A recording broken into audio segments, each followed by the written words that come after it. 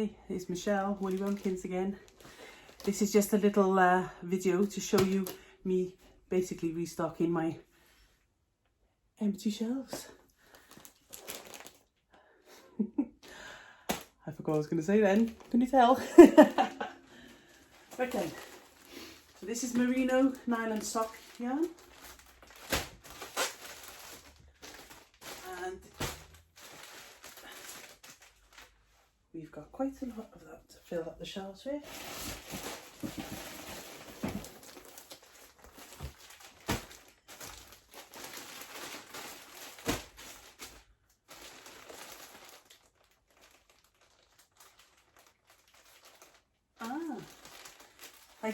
I thought, ooh, someone spilled that on it.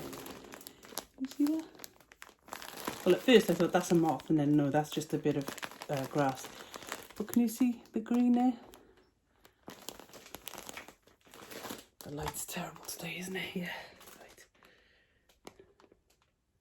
Ah, there we are, the green. They must have new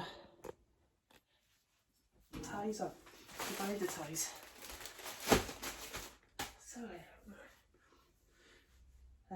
yes.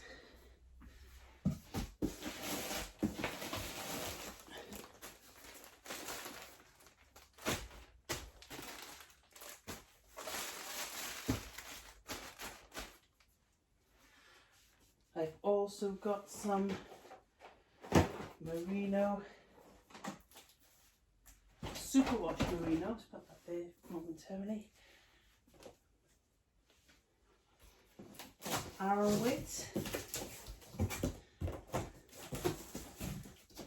And I've got double knitting. We always like a bit of double knitting. So you'll watch me now how I'll be rearranging. I usually like to have the Aran weight lower down. By lower down I mean by there, not up there. It's easy for you to see clearly where it is.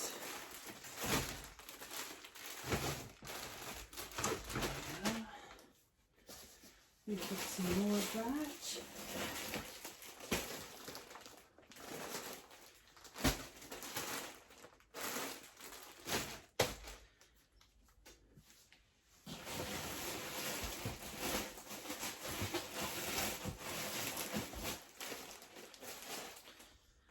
Okay, so this is the double knit, just pop that there. Double knit. There you go, there's the other one. Nope. Okay. What else am I going to have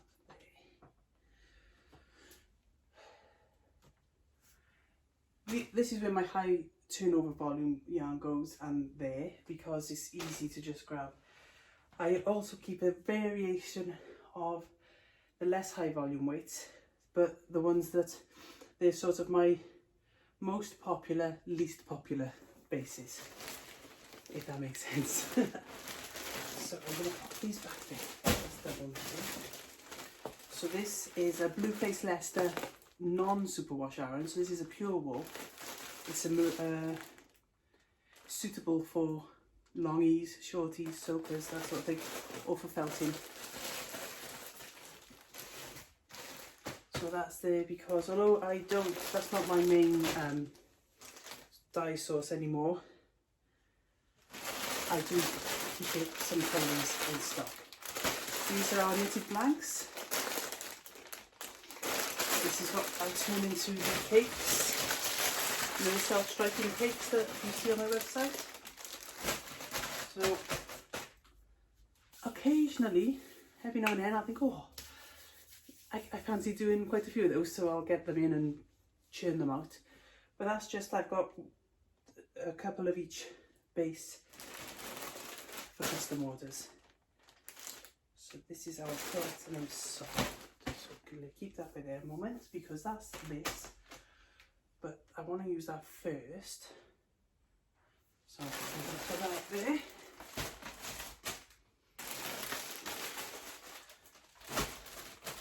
because that's the last of my old stock. So I'll just use it up before I start the new stock.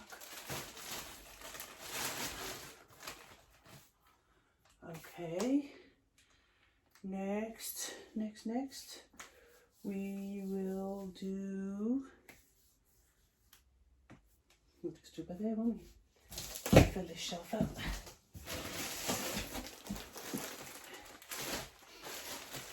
So it's also sock weight. All sock weight so far, well not so far, but in this box. There we go. That's one box empty.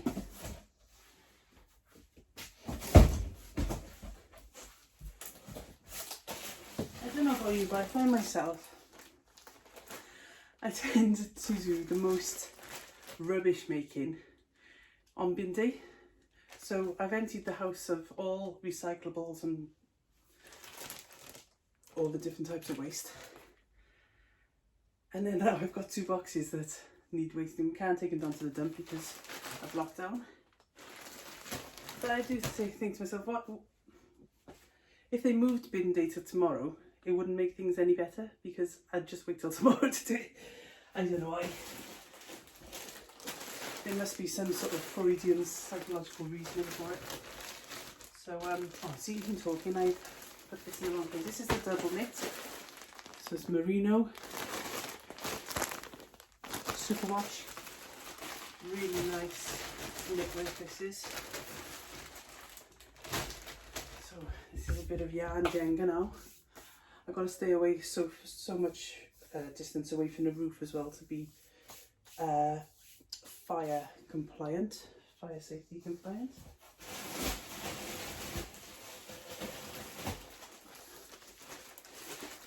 Which I will do, of course. We actually had a major fire in the street back in the summer. Oh, that's not going to stay, so I'll put that there.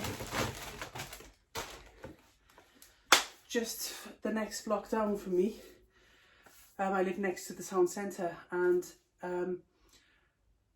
it turns out there was a fire in a flat, and it took hold so quickly in these old buildings. That one was a 4-storey building. It just went straight up, and it just took this, just went like this. So, not much of a description, not very good at that, am I? But it just happened so quickly, like within 9 minutes, there were these 4 massive buildings absolutely billowing with smoke. And they're ruined, they're completely gutted. Initially they were going to just knock them down, but they haven't done that. We think that's because of coronavirus restrictions, you know, just they're not able to get in. This was all scaffolded up, it's all safe now. But it's a reminder, and thankfully no one was hurt, but it was a very stark reminder of how quickly fire can take hold. So when you're given these rules and regulations to follow about how high your stock should be and how low it should be and how it should be contained, you've got to do yourself and your family the favour of sticking to it, because it's just not worth your house and your burning down and your family losing their lives. And it happened so quickly, that was the thing. It was just like, within minutes, well, within minutes we could smell it because it was so bad. And it took the fire brigade a good 20 minutes to get here, because so many people were stopping and looking and taking photos, because it is on the town centre. Like, this is my self-striping hanks, so they're a bit longer than usual. I'm going to put them this way, they usually fit.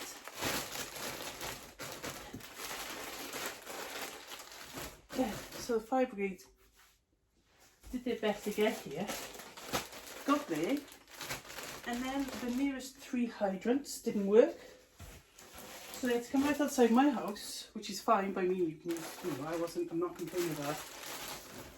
And they had to use the hydrant just outside to power their hoses.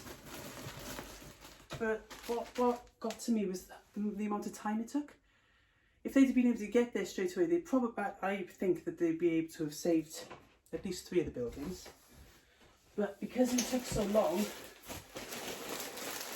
4 buildings went up, and another 4 on the other opposite side of the main road.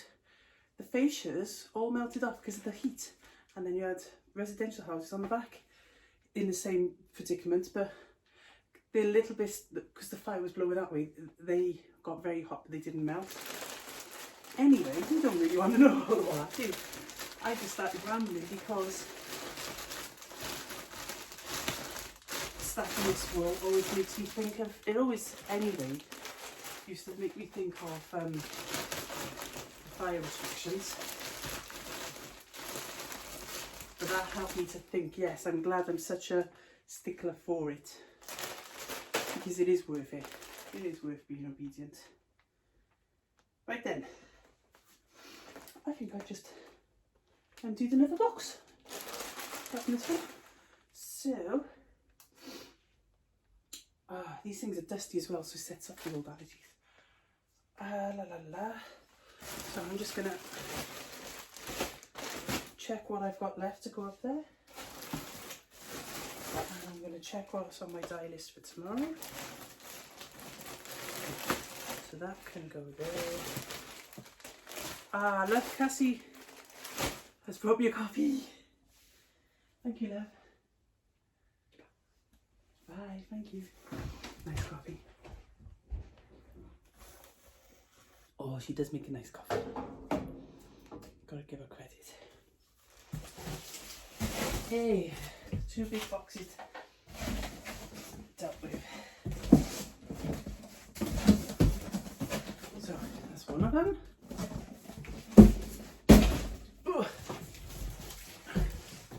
And then this is the other one.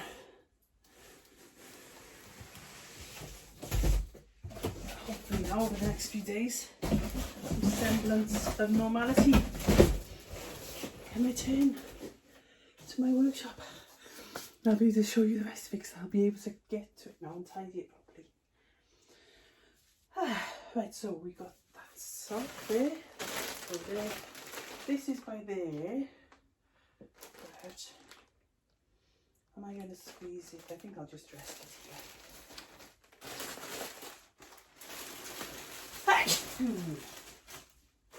Oh dear. Sniffy sniff. Don't worry, I'm not ill. Double this in sock yarn.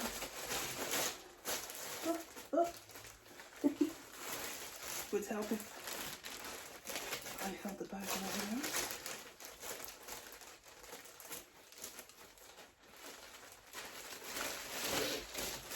Here we go.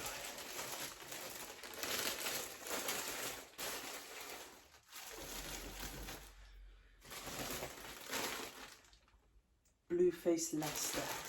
This is a lovely sock yarn to work with. I'm going to get some more of this in.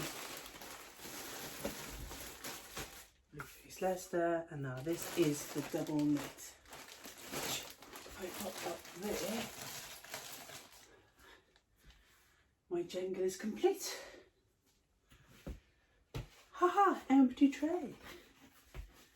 Okay, so thank you for joining me as I fill my tower of beauty in its undyed state. And see you in the next video. If you haven't subscribed yet, please do. See more of my nonsense and a little bit more of my dye work now that I've got the yarn here ready. And yes, please like, subscribe, and I'll see you next time. Bye.